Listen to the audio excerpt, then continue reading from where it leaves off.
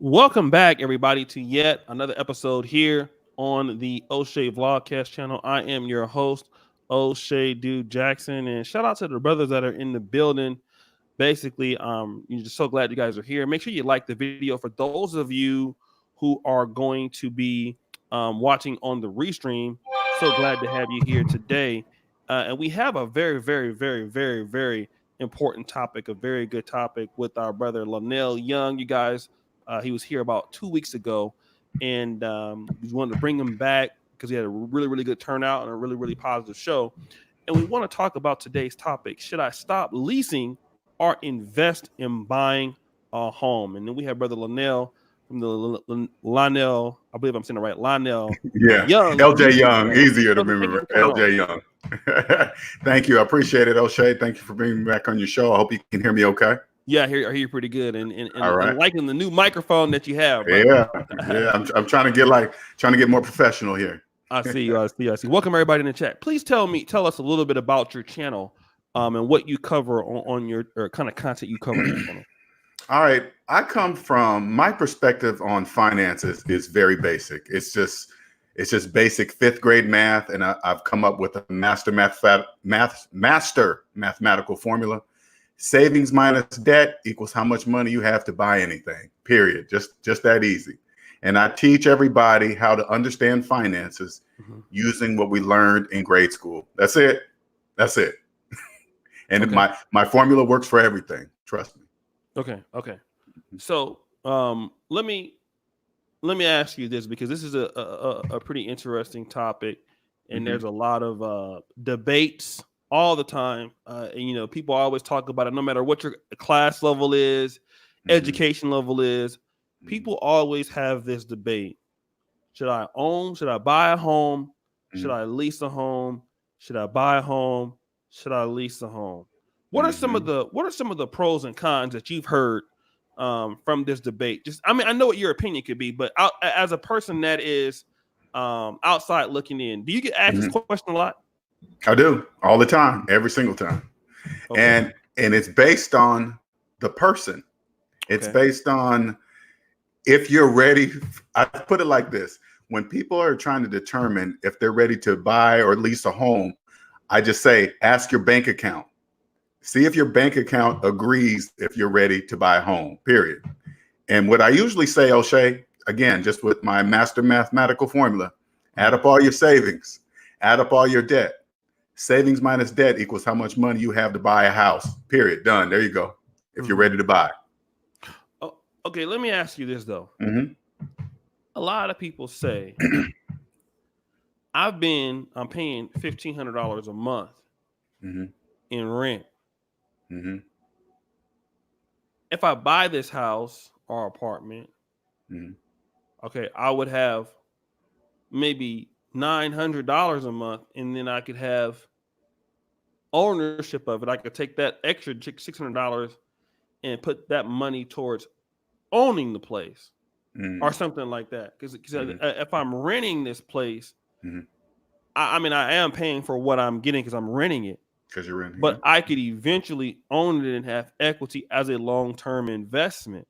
Now, I don't have a lot of money in my account right now, but I'm paying rent all the time. I got to have somewhere to stay. And the rent keep going up. It goes up, like the people could, hey, sorry, today your rent is going up $300 a month. Now, I could get a mortgage, and then I can fix this for over 30 years for the same price, and I don't have to be a victim of the rising rent costs. Have you heard that argument before? I always do. And I bring it back. It all counts on who you're getting this information from, and what do you mean by when it comes to money. You got to be very careful with the words that are used when it comes to money. People say buy, homeowner, renting, when people believe when they get a 30-year mortgage, they're a homeowner. Math will clearly show that you're not a homeowner until you have the title, right?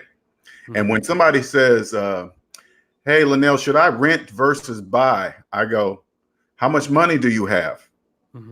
Because the banks are going to treat you accordingly when you go get a loan. Let me give you an example, O'Shea, so you can understand, okay? Say like a person saves up $20,000 for a house, okay? But they have $100,000 in student loan debt. Now, when they go to the bank and ask for a mortgage to say, hey, I want to buy this house, right there, the bank has to determine if this person really believes they have $20,000 for a house, or do they know they're negative $80,000 in the hole? Understand what I'm saying? And then once they determine, obviously that person's there believing that they have $20,000, the bank is going to tax them accordingly, give them, say, like an FHA mortgage, because conventional mortgage are the top mortgages, okay? Conventional, best rate, whatever, blah, blah, blah, right? But if you don't have money, you get pushed to a subprime mortgage, and then they'll get an FHA mortgages. And I don't know if you know the difference between the two. FHA mortgages are only for people that don't understand or realize they're not ready to buy a house. Because if you knew how many fees, primary mortgage insurance are associated with that, you would not use that. That's how you know if they'll know if you're negative 80,000 or they really believe they have 20,000. The bank is not here to teach people about money. They're here to make money. See what I'm saying? Right. Okay, so basically, if I have a college loans of $100,000, and well, let me ask this question then. Okay. My brother had the opportunity about 15 years ago, 20 years ago, to buy some nice homes in Pearland, Texas. Okay. Now he did have some student loans or whatever, and he didn't pay them off. But those properties in Pearland, if I'm not mistaken, they've like went up like 200%, 250% in value from the time that he had to buy those. So even if he wasn't, if he was just leasing or whatever, he didn't own the property. Well, if he was just making the payments on that house, then somebody like him would say, well, man, the equity in the house, it rose so fast. I can now sell the house and pay off the loan, and I'm banking $200,000 or $300,000. Right. What do you have to say about people that say stuff like that? If somebody, okay, let me put it this way, O'Shea. If somebody came to me and said that to me, the first thing I'm gonna ask is to see their personal credit report. That's the first question. I don't really care what people say to me. The math will never lie. Say, oh, you got that? You flipped this, you earned that? Okay, cool. Let me see your personal credit report, because if you're in the negative, that means nothing. Because if the bank owns the property, that's the bank's equity. That's the bank's money until you own that house. So here's another example, O'Shea. If I was a bank and somebody came to me and asked for a home loan, and they've had student loans that are older than their children, okay, 10, 20 years, right? If they've had student loans older than their children, I know that if they can't pay off a student loan in 10 or 20 years, they're definitely not going to pay off a house in 30. I will own that house the whole entire time while they continue to call themselves homeowners. You see what I'm saying? It's what I teach is I want people to understand what I'm saying is just mathematics, because there's so many people out there. Hey, get this house, flip it, and turn over profit, and you'll outbeat rent. You got to remember who's telling you that information. That's all. It's really, and it's just mathematics. Okay.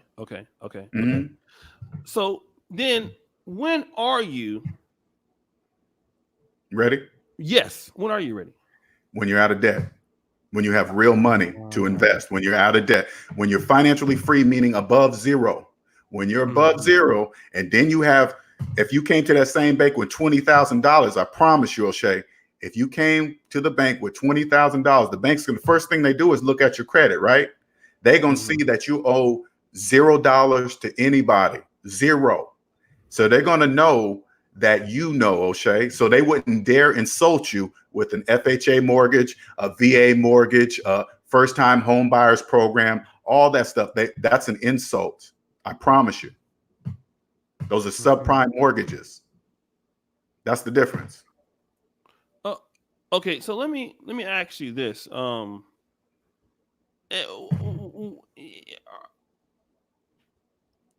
Because obviously, if that's the answer for everything here, then we're gonna have a show for 15 minutes. So let me ask I you this. know, Though. right. No. I Okay. get it though. I get it though. Okay. But let me talk about this though. All right. Yeah, I'll answer the other way too. Somebody says in the chat, and guys, make sure you like the video. Mhm.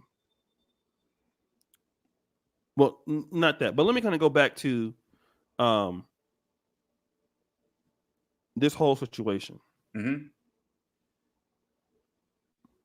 If I'm renting, let's say if my student loans are $150,000, right? Mm-hmm. LJ or Lonnell saying I need to pay off these student loans before I buy a house. Mm-hmm. How do I do that? How do you pay off your student loans? Yes. You Is that a lot of money? I'm sorry, say the what? $150,000 is a lot of money, right? That's a lot of money. I'm sure it is. Okay. Mm-hmm. What's my strategy for this then? Like right now, I have clients that come to me and I create financial plans for them. So I get a hold of all their debts, every single bill they owe, and then I put it on a spreadsheet and I say, this is how you pay it. You pay it in this order. Period. That's it. Okay. So now at the same time, I'm still renting a place, right? Let's say it's going to take 10 years to pay off. I live in a city like London, New York City, places like that. Rent is high, you know, $1,500, $2,000 a month. What do I do then? You find a cheaper area to live. Cheaper area to live. Yes. Okay. Okay. Go ahead. Go ahead. No. Go ahead. It's like this. This is the crazy part, and this should, and you should understand this is conditioning. So I don't know why people are not terrified of this. All right. Student loans are the new slavery. Okay. You can't bankrupt them. You will die with them if you don't pay them off. You will die with them. You will be paying with them with your Social Security checks. If that's not it, how, you got to think about it, O'Shea. How come people are willing to live with that for their entire lives? They're like, hey, I'm cool with that. That's a forever. They name them. They name them forever loans. They have put pet names on them. And I say, hey, you know what? Hey, they go, hey, Lonnell, how about I join this student loan forgiveness program, AKA slave camps? Oh, let's talk about that real quick. Let's talk about that. Shout out to E-Man Perry for the super chat. Shout out to my brother Sal there. Okay. Let's talk about slave camps. What are these debt forgiveness? I've heard of them, but I don't understand them. Can you talk to me about that? Yeah, these are places where you're supposed to sign up for this. You can sign up for this program, and you can be in the program for between 10 to 15 years. Okay, 10 to 15 years, and you got to follow all the rules and what they say the whole entire time. Okay, the whole entire time. If you don't, you get kicked out and you start over. Okay. And what you're supposed to do, you're supposed to go all the way to the end. And if you fulfill this program, first they tell you where you're going to work, how much you're going to make, and what you're going to do the whole entire time. And if you happen to finish it all the way to the end, they're going to forgive your loans. Okay. They're going to say, okay, we're going to forgive the rest. And what's going to happen at some of these programs, the amount they forgive is still going to get taxed. You're going to get taxed. So if it's $50,000 they forgive, if you ever make it, the percentage of people getting to the end is very low anyway. But the percentage of people that get forgiven is so low. It's so low. That's why I call them slave camps.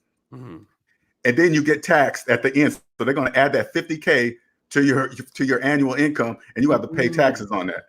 And if you're on the student loan forgiveness program, you ain't going to have the money. So guess what? You're going to be paying on that too.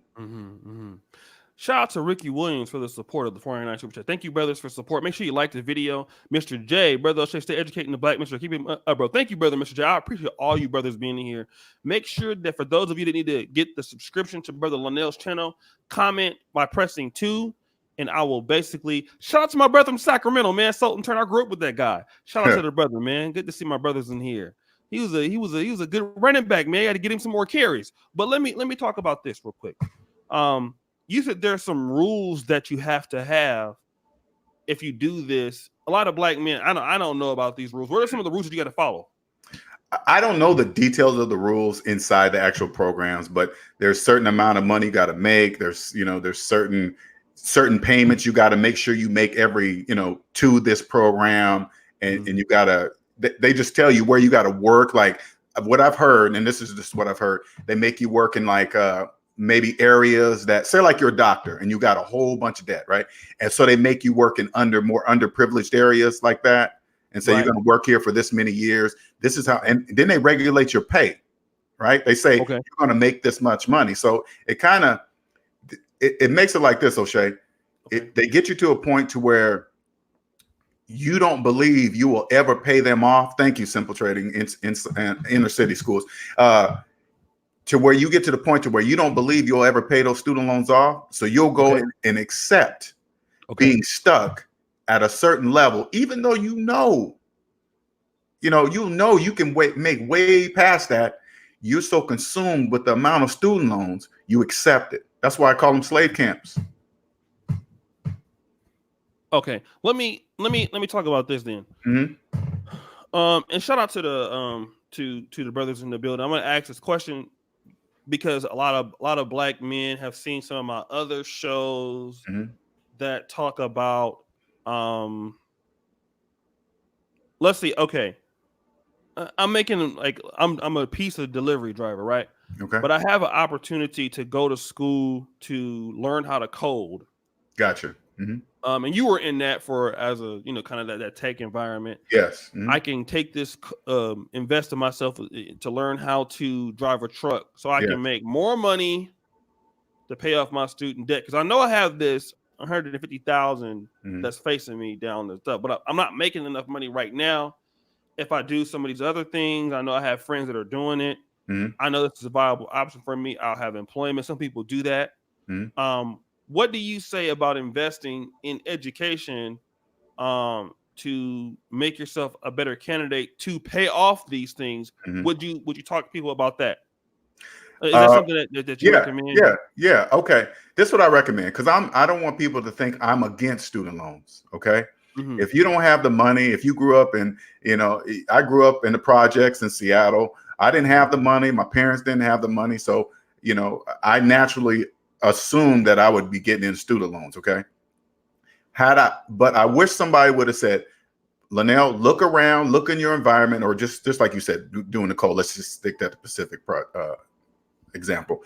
When the person graduates and gets that job and gets that higher paying job, don't immediately go out and show the world now that you got this job that you just you went to school for and graduated by financing a new car, new house, and all this stuff. You stay living as a college student until every penny of that student loan debt is paid off. Don't finance anything. Don't buy anything. Don't get caught up in the whole world of living in the debt matrix, right? Pay it off. And I promise you, those kids that have learned from me, you pay those student loans off, you'll be immediately ahead of the 45 million people that are in student loan debt right now. It places you immediately financially ahead of all of them, just like that. All right. Well, let me talk to you about this. So we know that there's some people who went to college and graduated, but we have a lot of people in America, especially in Black America, that are non-traditional students. They majored in this and now they want to make a life change. I know a brother personally that is a PhD that is now driving. Shout out to Dr. J. He's a truck driver. Shout out to Brother Roastmaster in the building. He's a truck driver now and he makes like $90,000 a year. So here's a guy who has a PhD in chemistry. And he's now driving trucks. What about a person who has already graduated college, has student loans, was in a career, and thinking about changing careers to make more money to pay off that student loan? Maybe that career is truck driving. Okay, maybe that career is something else. But it might cost like $3,000 or $4,000 to get enrolled. All right. Right. So now, what would you say to somebody like that? If that person is focused, okay, if he's saying, I want to change the career and I want to go to this, all right, I would suggest doing that. Okay. As long as that person understands that instead of 150,000, when he's done with this school, he's going to have 155,000 or 6,000, whatever this additional. But if he gets out there and stays focused, number one is to get out of debt. I'm just stick to the question. Okay.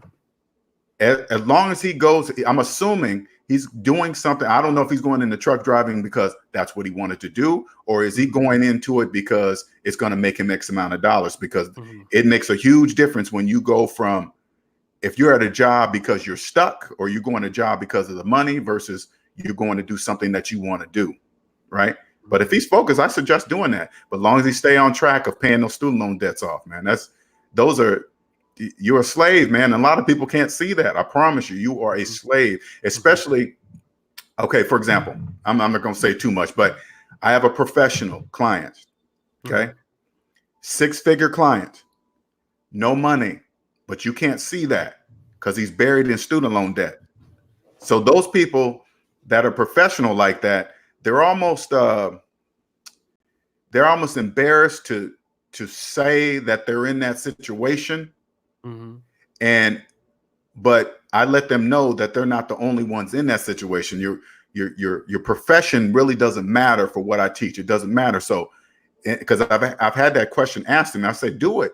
But when you graduate, you get right back on this track and pay those student loans off, so you don't have to be a slave. Because I can only imagine people stuck in careers that they went there because somebody told them, hey, go in this career, you'll make a lot of money. And then they get it and they don't like it. But now they have $200,000-$300,000 in student loan debt. And the only profession that's going to pay that off quickly is the profession they're in. You see what I'm saying? You see what I'm saying? Okay. Now let me and shout out to Brother Exclamatic and David Johnson. Shout out to everybody in the building. Make sure you like the video, and thank you for subscribing to the Brother Lonnell. Make sure that you do that. Hit the bell on this channel. Thank you, guys. Appreciate it. When do you know? Because let's say, for example, I've watched, like the what's the guy, Dave Ramsey. I've seen people that take like additional jobs and stuff like that to pay off student debt and student loans. Let's talk about that. A lot of side hustles. Let's say, for example, if I want to, I'm listening to you right now. I don't want to take the additional $5,000. You do or do not? I don't. So let's just say, for example, I'm in a career. It's okay right now, but I want to make more money. What are some of the things that people now, and obviously when I first read the Total Money Makeover, Uber wasn't available, Lyft wasn't available. I mean, YouTube wasn't monetizable. So what are some of the things that people are doing in America that want to pay off their debt? What kind of second jobs or side hustles are people taking over to make extra money to pay off debt? I think I believe like a lot of online stuff that we're doing right now, because if you're deep in debt and you're already working 40+ hours to pay off that debt, you don't really have much room to have a side hustle, especially if you're trying to change careers. You got to study too on top of that, on top of taking a side hustle. You know what I'm saying? Right. So I think there's a lot of online gigs that you can do if you just get on here and figure it out, because this is a different era. This ain't back in the day where you had to physically go do something. You know what I'm saying? You can come up with something online that are people that are interested in and figure that out. Because I always go back to the main topic, O'Shea. If people realize that they are a slave having student loan debt, you wouldn't care what society thinks about what you're doing. If you go from a Cadillac Escalade to a Honda Accord, so you can reduce you can still get from A to B, but you'll just be doing it in a Honda instead of an Escalade. You know what I'm saying? And you can just reduce your life, ignore society, because I promise you, O'Shea, once you get out of debt, I call it the debt matrix. Once you're out of debt matrix, there's nothing like financial freedom. Nothing. You will do whatever it takes to become free, especially if you're a doctor, right? You're making $200,000-$300,000 and you pay that student loan debt off, man, you're going to be killing it. Oh man, killing it. Other doctors won't even understand what you're doing. Okay, shout out to Brother Jason Dykes. Thank you for the $9 super chat. My man Jason Peppa says that he paid off his debt in 4 years. Let me talk about this, because you have people, because even with these social media businesses that are available, YouTube, what up, brother Jay Shine? YouTube content creation. Now, obviously, a lot of people don't make a lot of money on YouTube. You know, some people can make money on YouTube. You know, most people struggle, but even YouTube, even though it's quote unquote free, it costs money. It costs money to produce. It does. High quality content. I mean, I can tell you that, you know, it costs me. If you want to do some nice stuff, you need to have a video editing PC. Right. You need to have, you know, if you're outside, you need to have a good camera. Right. You know, you need to have, you know, even this. Let me ask you this, because you're a YouTuber now. You're in the YouTube side of the things. What if you're a person that has experience and you like to start a YouTube channel? I've seen people who have made YouTube really work for them. I'm one of them. Not in a major way like I've seen some others. Right. But and you do YouTube, right? Yeah, I do. Let's say if you want to start a social media business or whatever kind of business that costs money to get into, should I do that? And if I'm doing, you know, should I do that as a potential business that doesn't cost a lot for me to do what I want to do, or should I wait to pay off all my debt to start the social media business?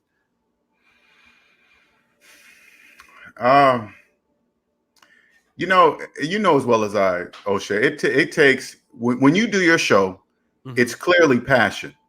All right. People you can see when people do it from passion or they're trying to do it for money. And so can the people that follow you. They can see it. They can say, oh, this dude, he's just trying to get some. You know what I'm saying? You can tell, you know what I'm saying? Right. So I encourage people to come and try it. You'll be surprised what you, this is what I've learned. I've learned that I had to get people to trust me first before I even try to sell anything. They got to trust who I am first. I can't just start up a channel and say, hey, buy this. They're going to be like, who are you? I'm not buying anything from you. I don't even know you. You know what I'm saying? Okay. That's how, but it's got to come from, passion. And I say like this, you got to understand if a person comes from knowing that they will die with that student loan, that should be enough, O'Shea. You know what I'm saying? Because I can still, people still go and finance cars, and they can finance boats and motorcycles, right? With $100,000 in student loan debt. They went to school for 4 years, but they have the student loans for 20. And then they say, oh man, student loans are expensive. Well, yeah, it's expensive if you keep them for 20 years. Yeah, that's true. You know, they're older than your children. Some are older than their grandchildren, O'Shea. Wow. You can't get rid of them. They'll be taken from your tax checks, your Social Security.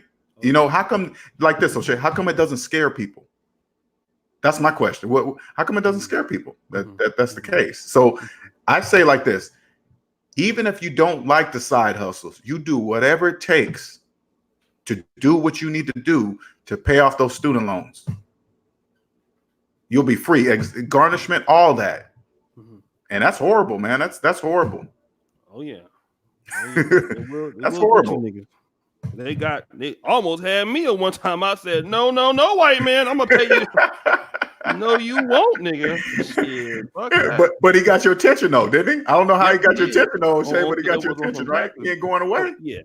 No. They definitely if the feds get a hold of you, nigga, you can forget it. I can tell you. If the feds get a hold of you and they, for any reason, taxes, don't worry about nothing. It's over. Yeah, just. That's why I say student loans are only second to taxes. That's it. Yeah, don't. When the feds get a hold of you, that's it. They don't get you in that room and start asking you about. So you said that you made. Are you sure about that? Yeah, we gonna audit you, nigga. Okay, so are you lying? And you go ahead and tell the truth. Exactly. If they talking to you, O'Shea, they already know the answer. They're just gonna see if you're gonna, because it's just math. It's just math. They're gonna say, "Is your math right? This is our math. Does your math match our math? It doesn't. Okay, penalized. Right. And you like prison? Okay, you're gonna fix it right there. Okay, cool. And then go ahead and give me your passport. Exactly. Give me your passport. No. You're not going to DR Brazil no more. Yeah, give me your passport. I know a dude right now. They took his passport. And he got to pay it. So listen, you know, so you ain't getting out of it, man. You can't beat him. Shout out to the brother Young Manhood channel. Can you mod me up from this? It's true from Troy. Yeah, brother, I got you, man. Thank you guys for being here. let me see this. If we have some questions now, listen, guys. I'm doing this because I want to help you guys. But those people who want to support the show, you can. If you don't want to support the show, I understand or whatever. I know niggas ain't got it all the time, but Right. at least try to put $1 or something in there. Okay, don't nigga, come on now. Let's. It's not O'Shea, that I I know need it, I'm but different, O'Shea. I know I'm different. I yeah, because know. you niggas, because I've been dealing with 4 years. Y'all niggas know better. Okay, I'm just letting you know. So don't. You know what I'm saying? This is blackmail content now, but I will take questions. You ain't got to pay, but I'm telling you, for certain people, they ain't got to. But let's see what we got. Give me questions here, and we'll let brother Lonnell ask if a I'll person answer does any super chat. personal finance question. Anyone, anything All right. personal finance, anything. Shout out to Rollo. What's happening on DJ and DS on show? So guys have questions. We'll take some questions from you right now. Just put it in the chat, and we'll get to them. First come, first serve. Okay. And subscribe to the channel. Make sure you like the channel and stuff like that. Let me ask you this, man. But while I'm waiting for the questions, Okay.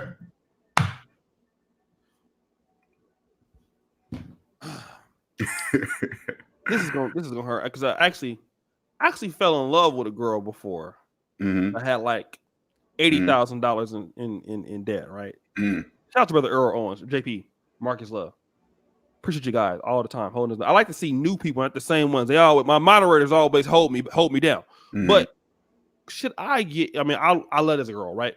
Should I get with her, and she got $100,000 worth of debt? Like that's one thing, right? A lot of brothers want to when we want to date. We really don't look at we just thinking about this pussy is good, and that's how it was. That's what I ain't gonna lie, man. I got. I mean, like I said, I know I'm a being good. I got that blowjob. I'm like, God damn, man. I love that her. chicken sandwich. Yeah. And she was like, I got $50,000. Like, baby, we gonna make it together. I ain't worried about none of that. But let's talk about a lot of brothers are dealing with women that have a lot of debt. How do we for brothers that want to be financially free, right. and you have a mate that maybe doesn't understand your vision or understand your discipline, or how do you get that over to somebody? Do you get those kind of questions too? Yeah, like I'll use myself as an example. The woman I'm with now, I'm financially free before I met her, O'Shea. You know what I asked to see before I got with her? Her personal credit report. She thought I was joking. I was dead serious. I was dead. She was like, I was like, why are you laughing? Let me see your credit report. Because if you're deep in debt, there's no reason for us to continue this relationship. Straight up. And for people that like are couples, say like this. I get a lot of married couples now coming that are clients, right? One spouse will get what I'm saying and the other spouse won't. So okay. Okay, let's talk about that real quick because we talking about a lot of brothers might get something from that. Good. One spouse is getting it, the other spouse don't. In what ways is the other spouse not getting it? It's usually the man that gets it and the woman that doesn't get it. Because usually getting out of debt takes a reduction in lifestyle, right? And the women don't want to hear that. They've been living a certain way. They've been living what I call in the debt matrix for years. And you say, hey, baby, check it out. I figured out a way how we can get out from under this debt. Yeah, how do we do it? We got to get rid of the Escalade. We got to get a Honda. We got to go from the Note. We can't get a new iPhone every year. We can't do that. We got to stick with our regular iPhones for a few years, right? And then I have married men ask me, AL, can you make a video on how I can get my wife to get on board with me? I say, okay, do this. All right. This is what I want you to do. When you go to, say like you're going to buy some furniture, okay? And the furniture is $3,000. I said, call ahead, right? Call ahead to the furniture place and say, hey, if I come in there, because when you're debt free, you have cash, okay? Call ahead to the place and say, hey, if I pay cash for that furniture, how much can I get it for? Because it's always gets dropped when you walk in and say, I'll pay cash for that. And the person and the place that will say, okay, you paying cash, I'll sell it to you for 24 instead of 3,000. Okay, have that set up and ready to go. So when you go to the furniture place with your wife, you go there with her and say, hey, you're going to pretend to pick out furniture and you get ready to pay for it. And you go, instead of breaking out the credit card, you break out the cash. Let her see the difference between having money and having to use credit. She'd be like, "Ooh, they dropped off that much money." Yeah, because we have cash. See what I'm saying? And once Once she starts to see that, she'll be like, oh, and then what else can we do? Okay, those car repairs. Hey, they was going to charge us $3,000 to fix that car. We walk in, we say we have cash. Now it's $2,000. I do that all the time, O'Shea. Let her see that. Period. The game will change. Now, listen, you're gonna make me do a whole show off of that. That's a good one. Man. Asking a woman for your credit report the first date. Now, I like that one. All three, not just one. All three. Let me give a shout out, brother. Thank you, brother Nick Taylor. He says, "No rent for me. House paid off. Used house as collateral to buy more land. Land paid off. Got water minimum rights in February. Trying to buy another 24-acre tract. If you own the block, you run it." Nick, if you don't email me with your smart ass, NOMG, debt free is the way public schools didn't tell us. Thank you, brother JP. I know it's the person that I'm missing. Thank you, brother Iman Perry, for your support. Whatever, OG J Speed. But let me talk to this brother all around strong. Thank you for your support. All around strong. What's up, man? How you doing? Thoughts on cash out refi to resolve student loans? All right. Check it out. That's a good question, all strong. And okay, I'm gonna give you, and this is gonna be an awesome example. Okay, that's a perfect example. Now, that by doing that, yes, thumbs up, and I'll tell you why. Now, think about it this way. Say like this. Say like back in 2008. You refied your house and you paid off your student loans. The 2008 crash happens and you had to file and you lost your job, you lost whatever, like everybody else did. Guess what? Everything happens when you file Chapter 7. Everything's gone.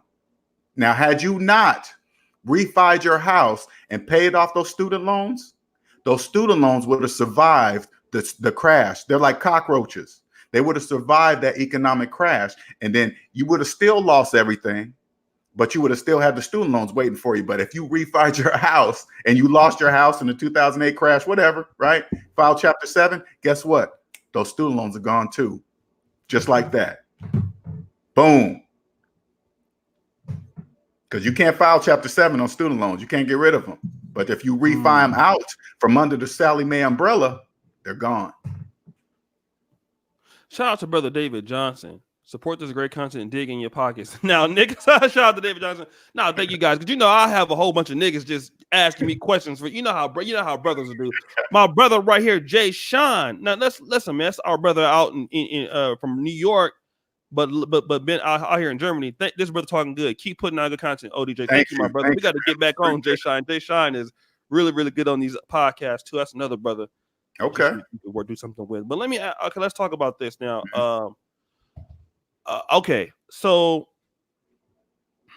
any question, O'Shea? I'm ready. No. I'm trying to think about this because I'm a nigga in there too, but I'm trying to.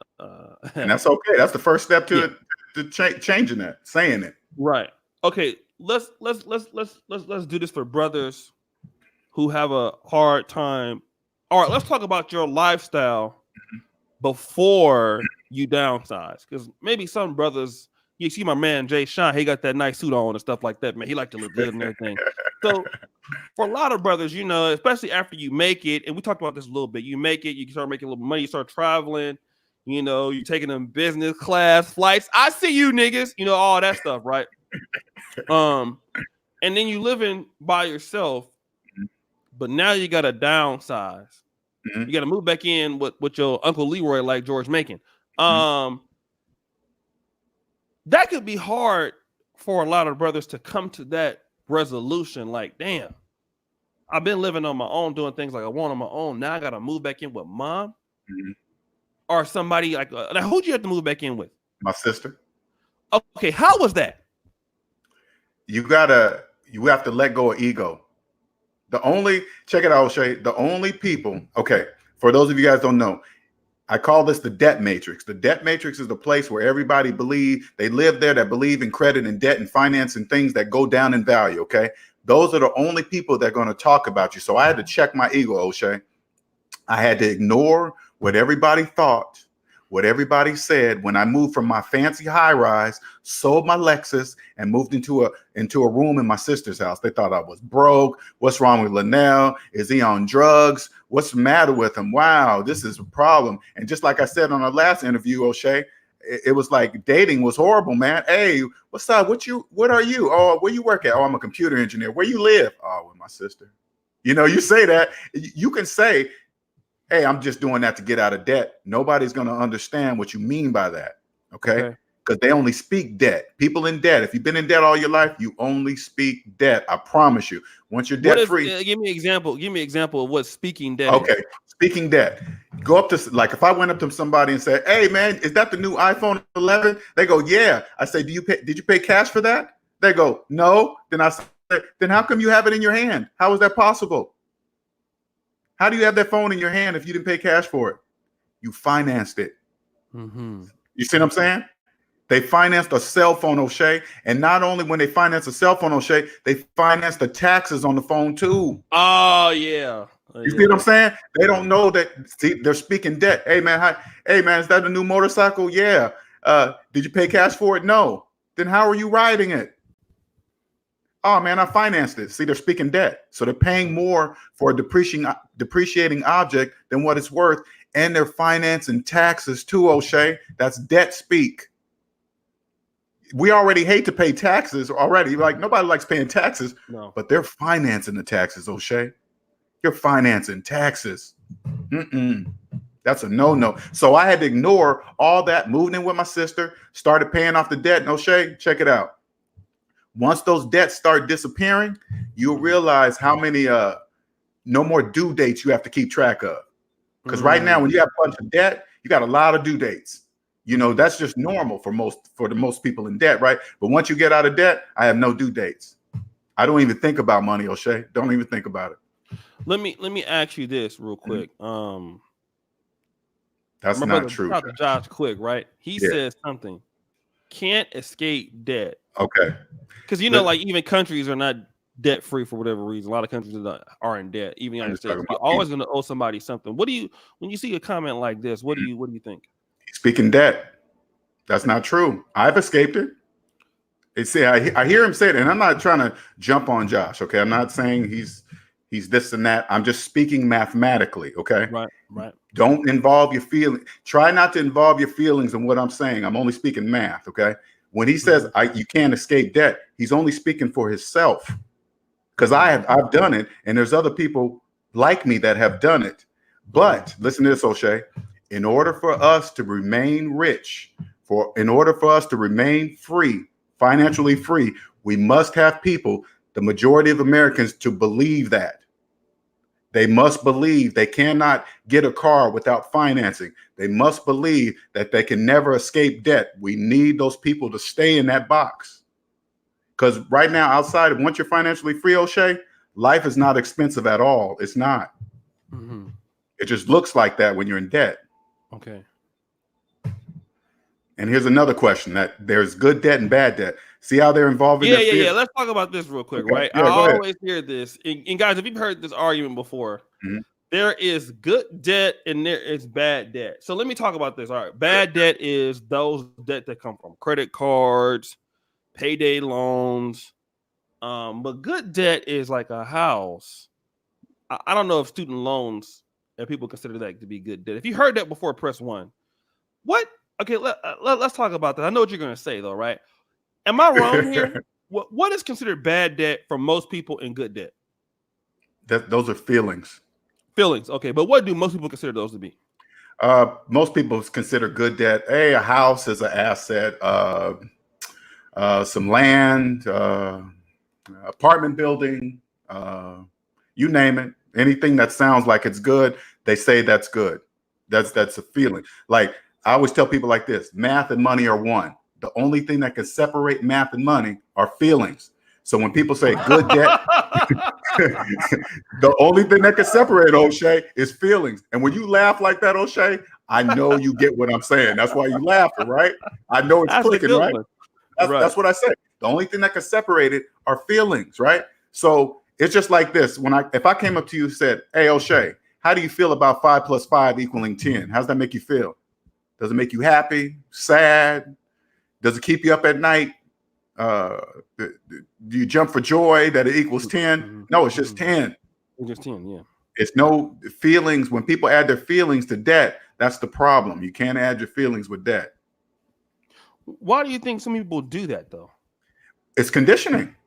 We've been raised to think like that. I've been raised ever since as long as I can know that I need credit to survive.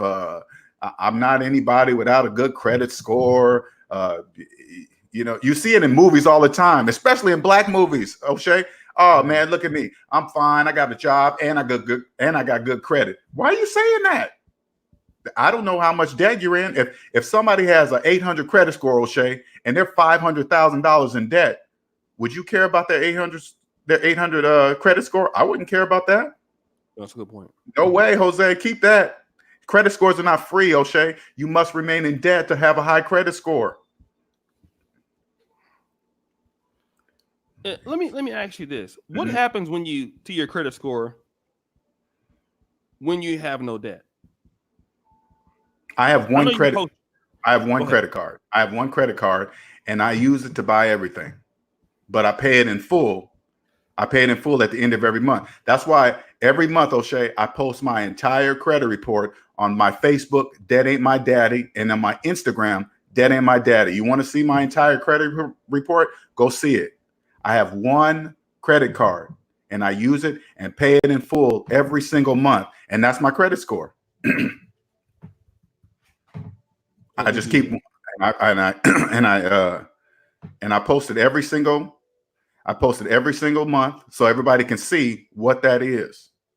Because I get that question all the time. Oh, you have to have multiple credit cards. You have to keep it in rotation. You have to only pay 20% here, utilize 30. You don't have to do none of that. Here's the master mathematical formula, O'Shea. This will solve everybody's problems. Okay, here it is. There we go. Add up all your savings, add up all your debt, and then go savings minus debt equals how much money you have in real life. Apply that to your finances and you'll be free. That's it. That's it. Shout out to Cortez. He says, in my opinion, all debt is bad. All right. And guys, we'll take some more questions. You got about 13 minutes left for me? Okay. So thank you. Shout out to everybody. Let me tell you this, guys. Again, thank you for the 333 people that are alive, because to get that many people on a business show is actually a lot of people for Black YouTube. That's cool, man. I like that. I like that. See, we have 333 people watching right now. Oh, yeah. Let me slide that over because I'm still getting used to these. 333 people live. Oh, wow. Right wow. Okay. Yeah. So, guys, make sure you like the video, because if you like the video, right, what happens is more people get, and you know, I hate to be a hoe for likes, but you know, people, YouTube will promote the video more, right? So come and like the video. I'd like to get to 200 wow, likes. I didn't know that. The more likes you have, engagement. And so right now we have like 154. So if we can get 50 people to like the video, it'll be a great thing. So engagement helps that, guys. Thank you for liking the video. And guys, thank you for being here for the show. Guys, we'll take questions. It doesn't matter if you have money or not or whatever. I was just making sure because I know how niggas are. It would be a bunch of dudes, 30 questions. So just ask the questions and we'll ask the questions to you. But I had to do that because I got it, because y'all take advantage of me if I let you. So you know, Negroes. So like the video, ask a question. We'll try to answer it for you through with Brother Lonnell. So if you have a question, just throw it down there. I'll get to it. I know the arena, man, right now, O'Shea. I know it's very people don't like to talk about money. That's all part of the conditioning too, O'Shea. It's all part of the game. All right. Thank you, brother, right here, man. Brother Ethos 13. He been in the shut up, Gourmet. How important is increasing your income in relation to eliminate your debt? Thank you, brother, for your support, by the way. I thank you so much. I think we talked about that a little bit earlier, but time bending, I'll get to that question in a minute. Go ahead, Brother Lonnell. The question was, how important is increasing your income to relation to eliminate your debt? It's very important, because if you increase it go hand in hand. Okay. If you increase your income, still steady, increase your income, but keep your lifestyle exactly the same, you eliminate your debt even faster, right? Keep going. If like this, you keep steady increasing your income. By the time you pay off your debt, you will have increased your income so high, your checks are going to stack so fast in your bank account once that debt is gone, because the more money you make, the faster you can pay off that debt. Once you're financially free, you won't have anything to pay or hardly anything to pay. And you will have cash. And once you have cash, you don't pay full price for anything. Housing market prices no longer matter to me, O'Shea. Car values, they no longer matter they no longer apply to me. That's only for people that need to finance. Because I buy from people in debt. I'll buy house liens, foreclosures, buy the car I want from a person that's trying to save his credit, or maybe they got a divorce, or, you name it, whatever. It doesn't matter. Those are feelings. I don't get my feelings involved in it. I say, hey, how much you want for that car? 20? Well, I got 16. I got 15 cash. You want it? Here you go. You want it? Yeah, here you go. Don't pay full price for anything anymore. So you actually, once you're financially free, O'Shea, you actually spend less money. That's the crazy part about it. You actually spend less money. Okay, let me. Josh, quick. Brothers will kill for a Popeye chicken sandwich, but won't even bother sometimes looking at their credit score to see if they can get approved for something. Ain't that's true? Oh man, that's so true. Shout out to Life for a Business, $10 super chat, 98 credit score, 10 credit cards. You must let your credit age. I use credit for leverage and purchase for properties. 3 are paid for in full cash flowing. I use the credit cards just to travel for free. All right, thanks, brother. And then let me get to Neo God. Is it so? There was another brother that had a question. Brother, put your question up again, but I think it was the BMI brother or something like that. Hold on a second. Time Bandit. Okay, so Time Bandit. I'll ask that question right after the guy that super chatted here. The Neo God. Is it better to take less money in a state with no state tax, or move to a state with tax for more money? Okay. I'm all about becoming, because taxes can help you build wealth. Okay, a lot of people don't know that, but it's mathematically impossible for anybody to use this taxes as wealth when you're in debt. It's mathematically impossible for them. I always use this example so people can understand. People, and I just learned this, O'Shea, when I say, hey, max out your 401k, the majority of people believe I'm talking about, hey, max out the 3%, max out the 6% match. I'm not talking about that. If you were to max out your 401k today, that's $19,000. Okay. $19,000. The only people that can do that, O'Shea, are people that are not in debt.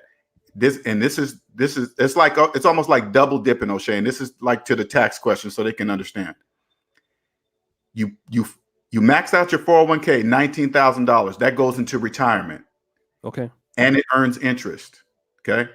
That same year, you can take that same $19,000 off of your annual income, which will drop you in your tax bracket. Mm-hmm. So the people that can versus that cannot, there's a gap. The majority of the Americans are in debt. They can't take advantage of this. That's called phantom income.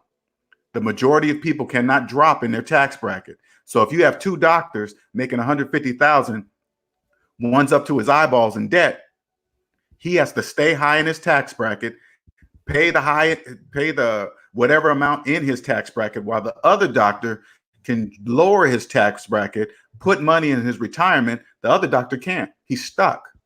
So would I go to a state with less taxes? It counts on where I want to live. I'm not just going to go to a state and just be like, I can't stand it here, but I'm here because of the lower taxes. I'm not doing that. I'm going to live where I want to live. And when you're financially free, O'Shea, I can live anywhere I want to live. It doesn't matter the taxes there. I'll figure it out. Okay, I won't pay those taxes legally. This is all legal.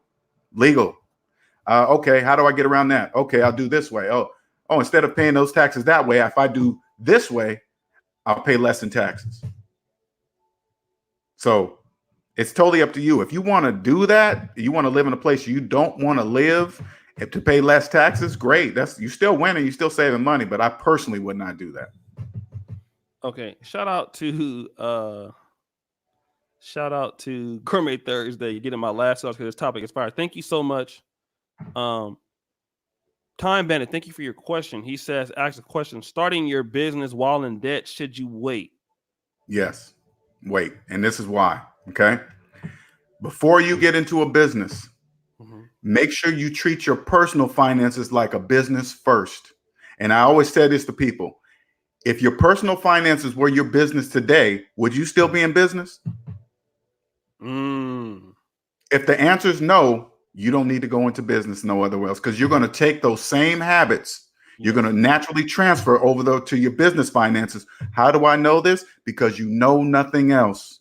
If you get out of debt, O'Shea, like right now, okay, I'm out of debt. Everybody goes check out my credit report. Go look at it. You'll see all the zeros, okay?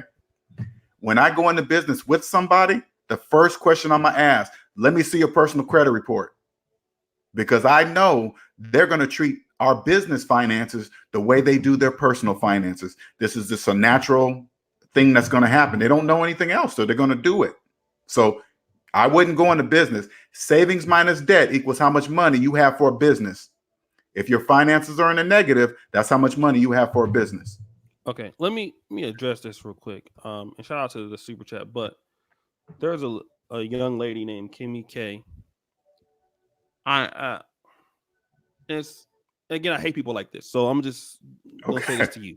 All right, I invested in myself and got a student loan lawyer, and he was able to get over half of my debt discharged. So why aren't we talking about this? Okay, and then she says something really rude, like let me let you read it. Okay, no. Okay, so I was trying to help others because half of the shit is just talking in circles. Here's the issue with what you're saying. All right.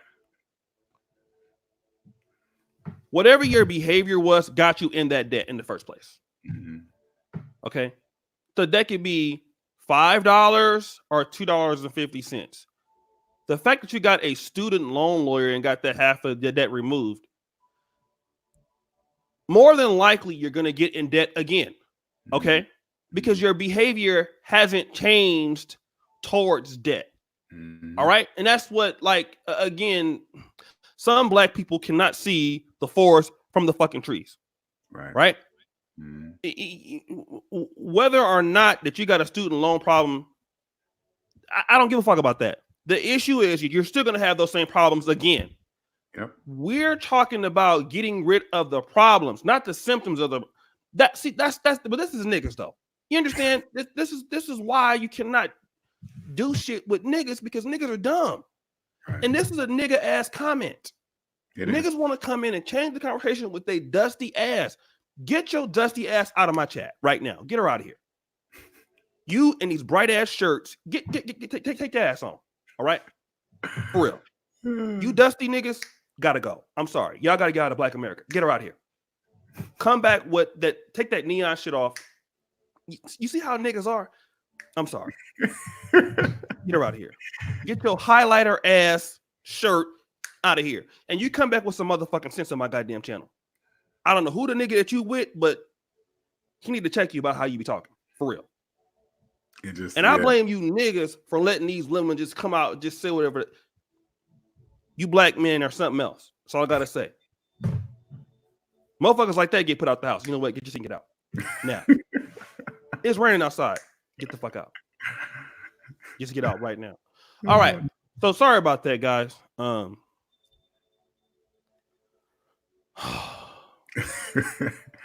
right, man? Yeah, I'm cool. Brother JP. Okay, hold on. JP, what was the question? Nigga, you didn't have to get no more money. All right, hold on a second. I'm over 100K in my 401k, 15 years of contribution. God damn. JP, man, you didn't have to donate again. Should I move it to the IRA or should I let it keep building the little JP? You better stop. Like, these girls don't get your number. So you see the question there, right? So should I move it to IRA or should I let it stay and let it keep building with the interest? I would leave it personally. I mean, I don't. Is there a reason why you want to move it? Because if you move it to IRA, I believe that's out of. You're gonna have to pay the taxes on how much you move out of that. Because I believe the IRA is after taxes. Okay. Don't quote me on that, but because if you move it out of the 401k, there's going to be taxes owed, because in the IRA, I guess the interest grows inside of there, but that's after tax money. So, but you're going to have to pay to move it, right? I say if you're financially free, meaning you have zero debt, just keep stacking your money inside the 401k, because you're getting. Because he's probably thinking about moving it because he's thinking about the interest earned in the IRA. But right now, he's not seeing the tax savings that he's getting by maxing out your 401k. And when I say maxing out, I mean putting $19,000 inside of your 401k. If you're not doing that right now, that's what you need to be doing. Because the guaranteed money right now is guaranteed. There's no ifs, ands, or buts about it. It's guaranteed tax savings. The taxes you avoid, tax evasion is illegal. Tax avoidance is legal. Taxes you avoid that the majority pay is money in your pocket every single year. Because I guarantee you, once you realize this, you can't go back and say, hey, government, hey, I realized what I was missing. Can I make up those years of the 401k that I missed? You know what they're going to say? Oh, hell no. Now the reason why you even asking that question, now you know. Sorry, you're not getting that. Nope. Okay. Yes, it grows tax-free, yes. But you can get your taxes right now by saving taxes, guaranteed money right now every single year. Okay. A shout out to my bro Blackest Night in the building. Mystic J, thank you for the $10. I hate to go in on that person, but damn, man, just like, come on. It's always somebody dusty when they come in and fuck something up. All right. George Macon too, who lives with his Uncle Leroy. How important are family trusts to protect your assets from creditors? Yeah, I don't really get into. I only get into like personal finance. Anything outside of that, I don't really get into that part of trust and stuff like that. I don't know too much about that. Me neither. Hey, what's up, Gabe? I see you. Okay, so let me do this. Let me do this, brother Gabe. Hey, Gabe, let's do a show, bro. That's my brother right there, man. Yeah. What up, Lonnell? Thanks again for the conversation, Gabe. Much appreciated, man. Yeah, you see, I got some smart people on my channel and shit. Oh yeah, man. I don't. Oh, Gabe, man. I'm jealous, Gabe. I'm just saying, I'm jealous. Very bright brother, man. Very bright. Uncle Tony in the building. Thank you, brothers. So, let me ask you this, right? I don't know if you where's Sal at? I got to get Sal from that nigga changed his channel name. Nigga, where are you at? He used to be Penny Stocks Investments. Now he's something else. I don't know. That nigga changed his channel every 5 days. A lot of people are into this cryptocurrency. Wait, hold on a second. This dude Fallout. Are we not going to talk about HSA? Okay. Oh, we can. Hold on a second. The better way that you ask that question, is can I have a question about HSA? Can you mention that? Not being a fucking asshole. Well, are we not talking about? Listen, man, get your ass, get him, time him out. All right, for real. I'm not dealing with you niggas and your attitude tonight. If you want to say something to somebody and not be a rude fuck, then you just, it's very easy to just say, can we mention HSA? And instead of being an asshole with a whole bunch of shit on your breath, you can just ask it nicely, motherfucker. Goddamn. We could talk about it if you just say this shit right. But you got to be an ass because you. I'm sorry. Let's go ahead. What's HSA, brother? Please. Health savings account. That's the same thing. Okay, so what that is, and this is a good one though. Okay, check it out. And then I'm gonna combine it with the 401k. These are pre-tax options. Okay, so this year you can max out a health savings account at $7,000. This is for something that you can put in into an account that you can pay for out-of-pocket medical expenses for anything medically related. All right. And you can max out $7,000 in a health savings account a year. So check it out, O'Shea. Check this out. It's pre-tax. So you put $7,000, you can max it out. That goes into the health savings account, right? And then when you go to pay for, say like you have a, $50 copay, $20 copay, instead of paying with your money that's out of your pocket that has been taxed once, right? Because the money out of your pocket is net income, money that's been taxed once. You use that, they give you like a credit card, some with HSA, so you can just slide in and pay for it. You pay with 100% of your dollar. So not only are you putting money away that can reduce your taxable income, like if you max out your 401k and your HSA, $19,000 and $7,000, that's $26,000 off your annual income right there. And then you can pay for all out-of-pocket medical expenses with 100% of your dollar. It's almost like the government saying, hey man, thanks for contributing to this program that we set up. Check it out. We're going to help you pay for your out-of-pocket medical expenses here. Pay for it 100% of your dollar. Here you go. Slide that card, boom. While everybody in the debt matrix, they can't afford to do that. So they got to pay for out-of-pocket medical expenses with their money that has already been taxed once. So if they spend $1, it's really 70 cents. They got to add another 30 cents to make it $1. You see what I'm saying? Mm-hmm, mm-hmm. Okay, let me we have Brother Born Terrain has a question. Can you, and guys, thank you for being here. Thank you for all the support. Thank you for liking the video. Make sure you come in and like the video, guys. We'll give you guys some shout outs a little bit later. Oh, I forgot to mention this, brother. And I'm gonna read all the super chats at the end. Jason Dykes, thank you.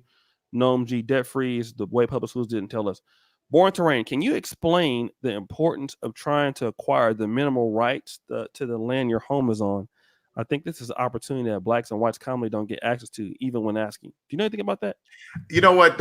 I know very little, but the only reason why I even know what I'm about to tell you, because I have a friend, a white friend that has a house in a particular area, and he has told me that the mineral rights of he owns a property, but he doesn't own the mineral rights, meaning if there was oil in his land or something was found in his land, the mineral rights have been bought up by big, large companies for years. They've already been bought up. So, for example, if oil was to be discovered on his land that he owns, he wouldn't own the oil. What? Yeah, that blew me away. I'm glad he brought this up, because I wouldn't even known that, right? I was like, what's mineral rights? What's that mean? The mineral rights underneath the ground, you don't even own them. He said some companies have bought up those mineral rights going on for years now. And I was like, what? That's about as deep as I know about it. But that blew me away. Blew me away, man. That's crazy. Wow. Shout out to Brother Craig Carpenter. No, go ahead. I'm sorry. No, go ahead. No, that's interesting. I never heard of that myself. Me neither. Until he told me. Wow. Okay. Mm-hmm. You think you got some money and like, nope.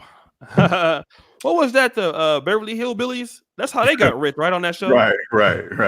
After that, they were like, fuck that. Let me see.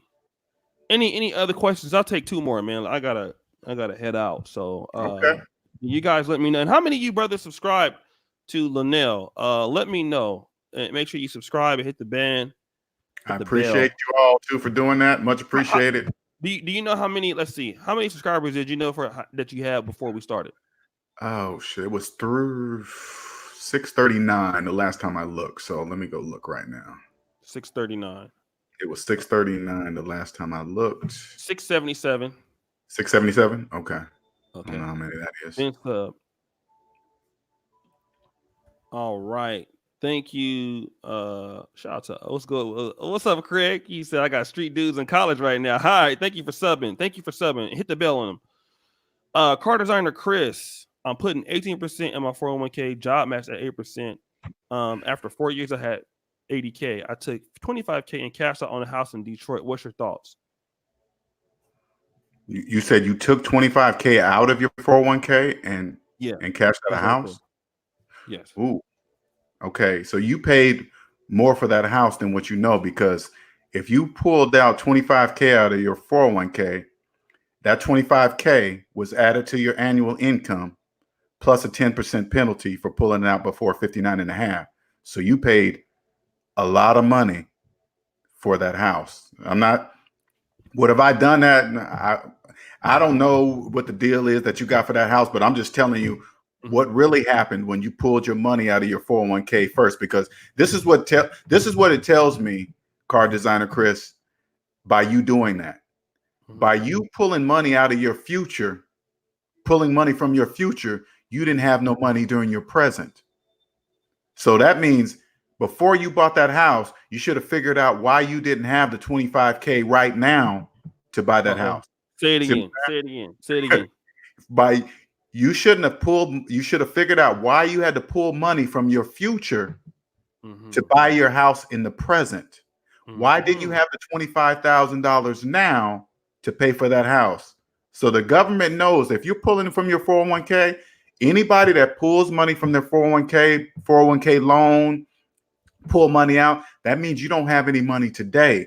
Figure out the reason why you did that, because only people that don't have money would risk giving away that much of their money for an item today. Because, like, again, they added that 25K to your annual income plus a 10% penalty for doing it. So if you really run the numbers, like, by you doing that, you must have been in debt. Okay. Now you took that money, you did that, and you probably think you got a good deal on that house. If you sit down and do the mathematics, that'll determine if you really got a good deal on that house. Okay. So let me do that. And thank you, brother car designer, for the super chat there. Let me do this. Guys, I need to get about 10 more subscribers. Make sure you like the video. Thank you so much for being here. I think now you're up to 700. So you have how many before? 639. So 61. All right. So make sure that if we can get 39 more people to come in, like the video. I know people typically will go and they will subscribe afterwards. But one thing I will say is I'm very, very proud, and I thank you, brothers, for to be able to have this many people, black women or black men, whatever, mostly men that watch my channel. I thank you, brothers, for taking the initiative to want to be interested in this sort of content, and it just goes to show. And I was talking to Brother Lonnell earlier that you know, a lot of people want to say, you know, black men don't like this kind of content and stuff. It's not true. We have a lot of brothers who are, you know, very, very interested in making calculated decisions.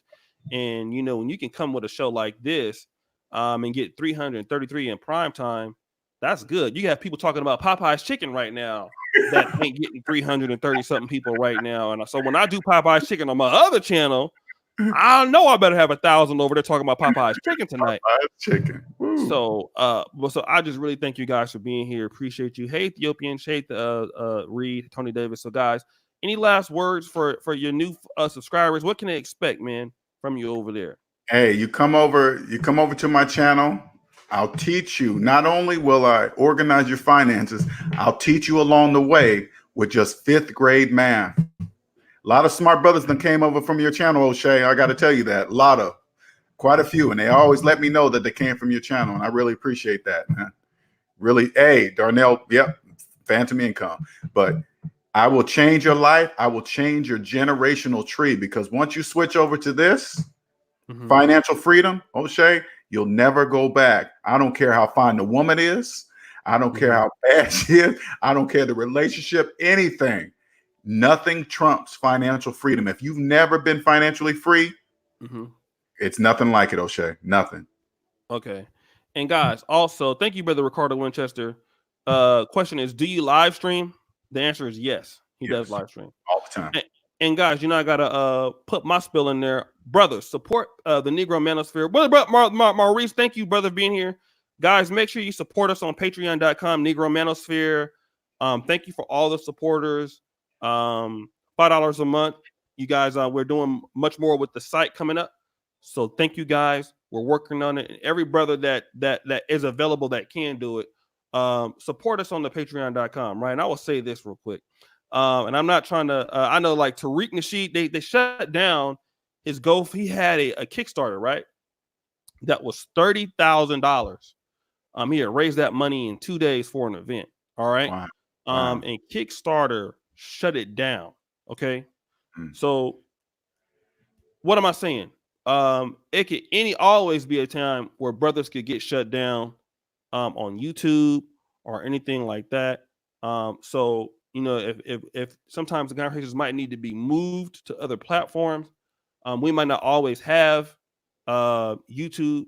So make sure that you guys support us on patreon.com. It's only $5 a month. And if you want to pledge more, but that's the minimum, right? And we keep that to go with the site.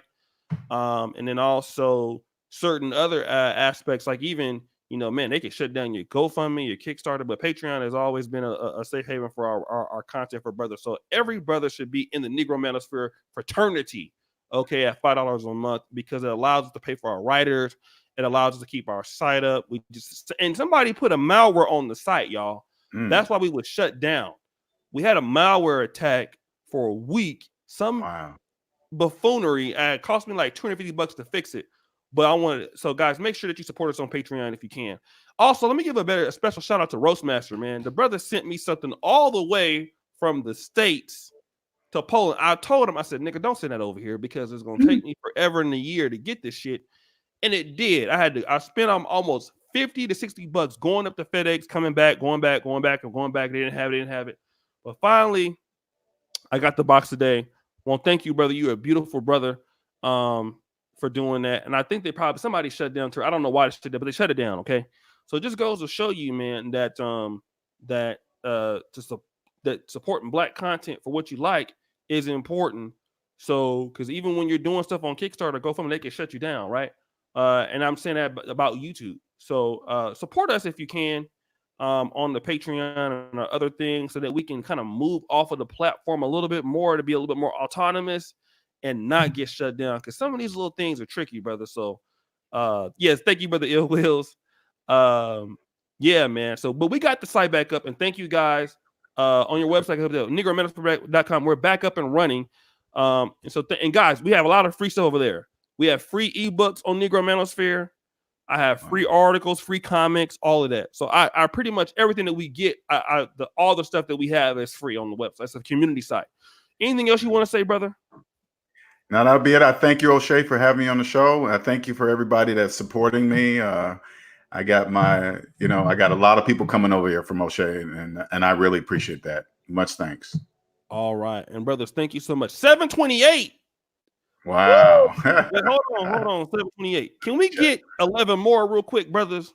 Since we got 728, let's get 11 more and get them a good 100. And that's actually pretty good because, you got 250 the first time.